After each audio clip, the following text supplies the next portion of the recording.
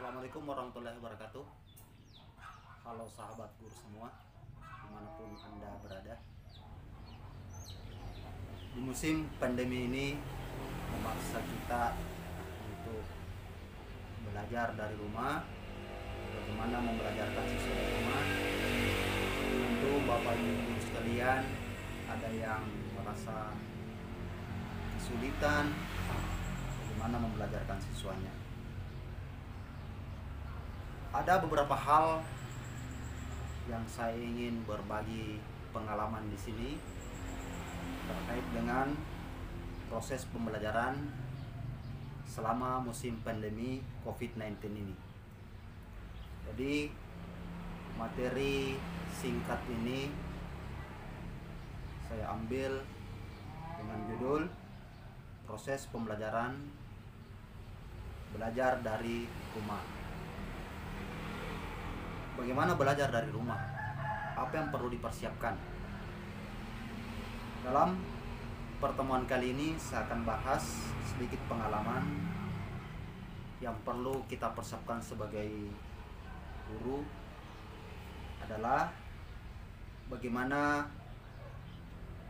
guru harus siap dari segi perencanaan pembelajaran. Kita harus merancang sebuah rencana pembelajaran yang diatur sedemikian rupa bagaimana caranya materi tetap tersampaikan meskipun tidak bertatap muka. Intinya di sini guru harus kreatif bagaimana merancang sebuah rencana pembelajaran yang dapat memfasilitasi siswa untuk tetap belajar meski lewat dunia maya. Dan selanjutnya guru memang harus dituntut untuk kreatif. Kreativitas guru di sini sangat penting, di mana gurulah menjadi penentu bagaimana materi itu tersampaikan. Yang kedua adalah fasilitas. Tentunya belajar lewat online tidak sama dengan belajar lewat langsung tatap muka. Ada beberapa fasilitas yang perlu guru persiapkan. Minimal memiliki ponsel Android atau komputer, dan tentunya yang lebih penting adalah jaringan internet atau akses internet. Lanjut, yang perlu dipersiapkan juga, kita harus pahami bahwa siswa juga harus punya fasilitas, terutama memiliki ponsel yang berbasis Android atau akses jaringan juga ya. Kita harus mengetahui bahwa apakah siswa kita memiliki fasilitas tersebut yang merupakan inti dari komponen pembelajaran jarak jauh. Kalau gurunya sudah siap, rencana pembelajarannya siap, fasilitasnya sudah siap, begitupun dengan siswanya sudah memiliki fasilitas internet tersebut, sudah memiliki fasilitas ponsel. Lantas apa yang kita lakukan? Bagaimana mengelola kelasnya? Oke, kita bahas. Yang pertama adalah bagaimana seorang guru mengidentifikasi kebutuhan siswanya. Apa yang perlu diidentifikasi? Dalam identifikasi ini kita harus mengenali siswa. Bagaimana mengenali siswa? Mungkin saja kita bisa memperoleh data dari kelas sebelumnya, bagaimana pengetahuan anak tersebut, bagaimana keterampilan anak tersebut, bagaimana hobi anak tersebut, sampai kepada kebiasaan-kebiasaan yang biasa dilakukan di kelas sebelumnya. Itu perlu kita kenali. Gunanya apa? Mengenali karakter tersebut supaya kita bisa merancang sebuah pembelajaran yang menyenangkan bagi siswa dan efektif bagi siswa, dan siswa merasa senang dalam pembelajaran. Yang kedua, sarana dan prasarana apa yang dimiliki oleh siswa. Kembali ke komponen inti tadi adalah bagaimana siswa harus punya jaringan internet, akses internet maupun perangkat atau ponsel yang berbasis Android. Itu yang sangat penting. Dan yang ketiga adalah bagaimana keterlibatan orang tua dalam proses pembelajaran. Makanya sebagai seorang guru dalam proses pembelajaran dari jarak jauh ini kita harus betul-betul memastikan bagaimana keterlibatan orang tua dalam proses pembelajaran tersebut. Karena kita paham bahwa di usia SD mungkin masih ada yang memakai perangkat ponsel dari orang tuanya.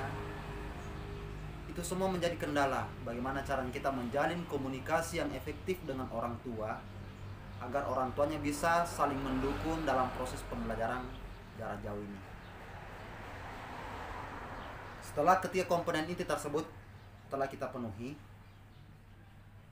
langkah selanjutnya adalah bagaimana mereview kurikulum. Kurikulum yang ada saat ini adalah kurikulum 2013, di mana mentematikan mata pelajaran yang satu dengan mata pelajaran yang lain. Apa tindakan kita dalam review kurikulum tersebut?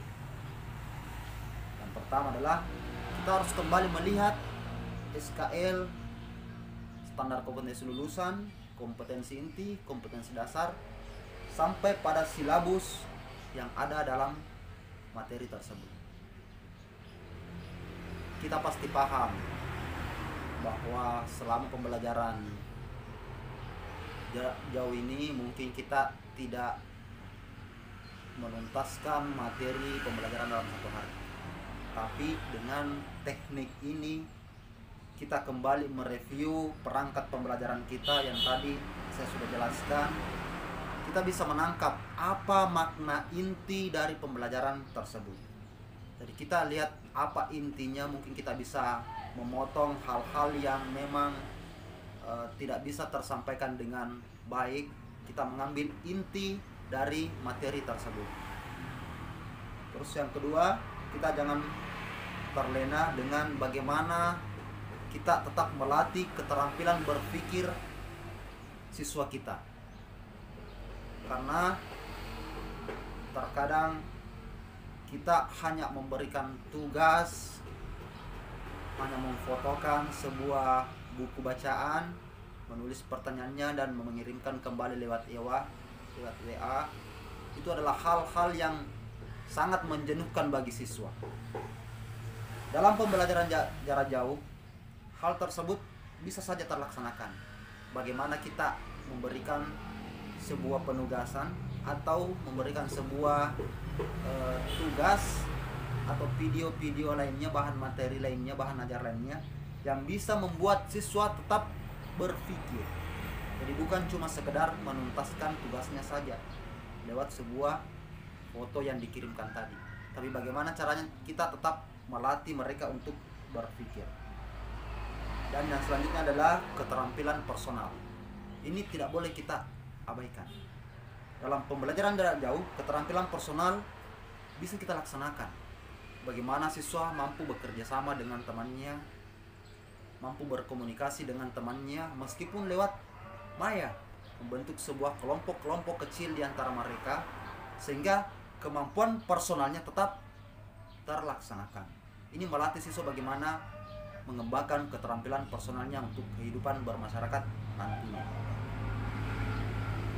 Dan yang tak kalah penting adalah literasi dan numerasi.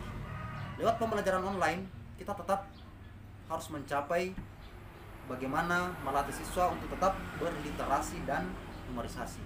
Makanya kalau kita lihat KD yang ada setiap pertemuan-pertemuan, itu kebanyakan muncul bahasa Indonesia. Kenapa? Karena kita dianjurkan atau tetap melaksanakan yang namanya budaya literasi. Bagaimana siswa tetap terlatih meskipun secara lewat maya, mereka tetap terlatih untuk tetap berliterasi. Langkah selanjutnya adalah bagaimana merancang pembelajaran.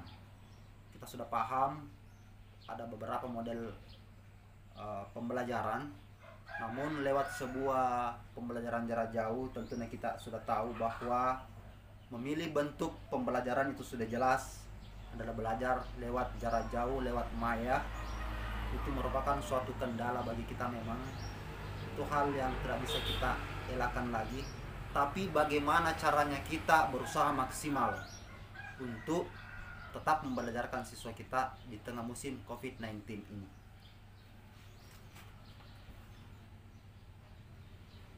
Selanjutnya adalah menentukan pembelajaran. Seperti pembelajaran pada tatap muka sebelum COVID-19 ini, tetap kita laksanakan yang namanya apersepsi, kegiatan inti, dan sampai kegiatan penutup lainnya. Mengapa hal itu kita tidak laksanakan?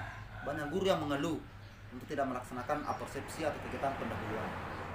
Padahal hal tersebut bisa kita laksanakan lewat pembelajaran online tadi. Contohnya, saya kasih contoh yang lebih konkret, misalnya kegiatan apersepsi. Bagaimana caranya kita mengaitkan pembelajaran hari ini dengan pembelajaran kemarin? Contoh kecil misalnya kita mengirimkan sebuah foto yang ada kaitannya dengan pembelajaran hari ini dengan pembelajaran kemarin. Siswa dapat melihat atau mengamati foto tersebut, dan kita memberikan kesempatan kepada mereka untuk mengajukan pertanyaan. Setelah kegiatan apersepsi berjalan, kita bagaimana merancang materi yang sedemikian rupa supaya lebih efektif.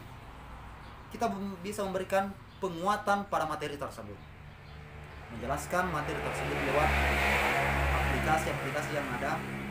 Bisa saja misalnya seperti dari materi dari YouTube misalnya, atau kita merekam diri kita sementara menjelaskan, atau berbagai macam metode-metode lainnya, sumber-sumber belajar lainnya. Setelah penjelasan materi dirasa cukup, kita bisa membuat kelas, membuat kelompok kecil dalam kelas. Maksud saya, bagaimana merancang kelompok kecil dalam pembelajaran daring. Kita bisa mengarahkan mereka untuk membuat kelompok-kelompok grup dalam WA masing-masing. Hal tersebut kita mengaktifkan bagaimana mereka saling berdiskusi, saling bekerja sama dengan temannya.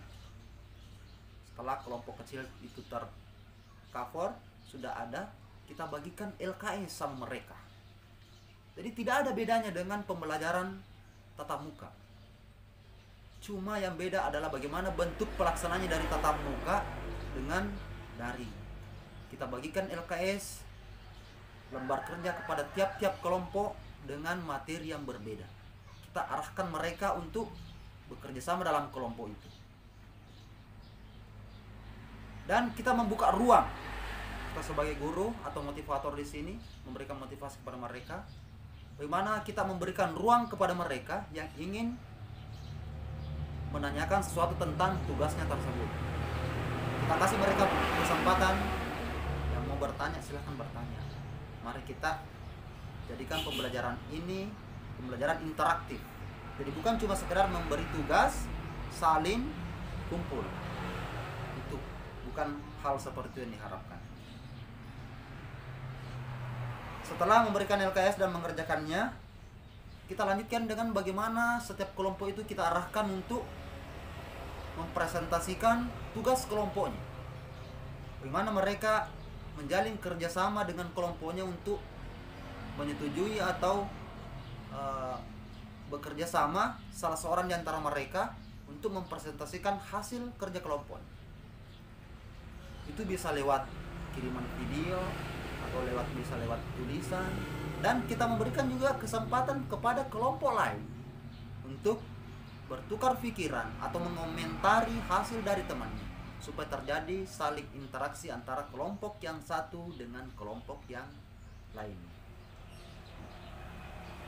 Dan yang terakhir, kita memberikan evaluasi. Kita memberikan evaluasi yang bisa dibuat dari Google Formulir.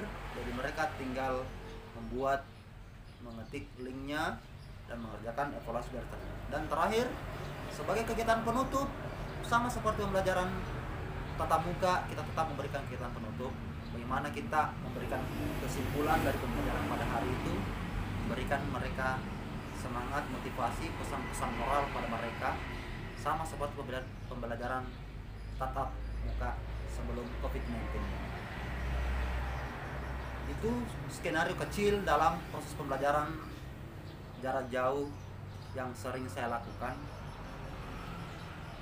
Dan saya tangkap di sini ada beberapa kunci efektivitas dari pembelajaran non tatap muka ini.